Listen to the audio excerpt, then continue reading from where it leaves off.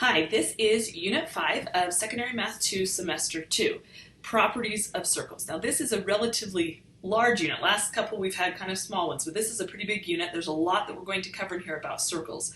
So you're going to increase your understanding of circles, including their inscribed angles, radii, chords, and the formula of a circle. So there's a lot of different things that we're going to be covering as we go through this unit. The lessons, first we're going to have an introduction to circles, and then we're going to talk about different kinds of angles, central angles and inscribed angles, and then we're going to talk about secants, tangents, and angles. There's a lot of words in here, and you'll learn them as we go, but just to kind of give you an overview, this is some of the things. Circumference and arc length. Arc length is like a part of the circumference, just a section of the circumference. We're going to look at the area of a circle and of a sector. A sector is like a pie piece or a section of the circle. Then we're going to look at angle relationships.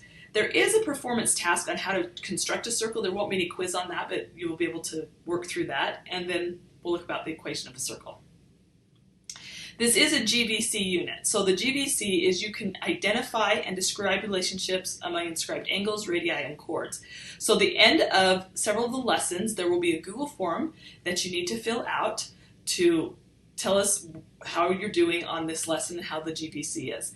So again, because this is a GVC unit, notes can be turned in on the Google form to get extra credit. So start now, take your notes, get a pen and paper out, get your guided notes up, however you choose to do it, and take notes. It will be really beneficial to you. Now, just a little bit of a review here about circumference versus area. If we look at a circle, the circumference is the area around the circle. I don't know how many of you have seen those crop fields where they have the circular sprinklers.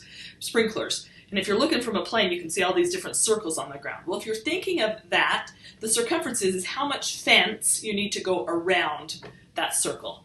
And that is found by these two formulas. They're both the same. Remember, the diameter is the distance straight across through the center, and a radius is half the diameter.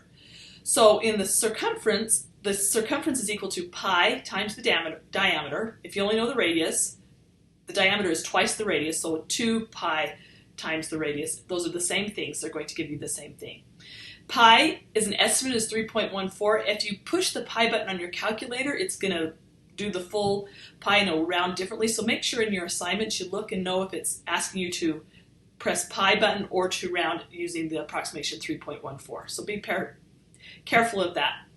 Then if we look at the area of a circle, so think of that big crop again, the area is all inside. How much field covers that area, how much planting we have to do, how much hay we're going to harvest.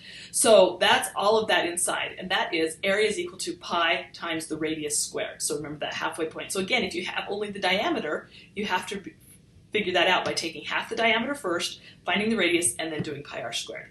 So make sure you're comfortable with those, and if you have questions, let me know.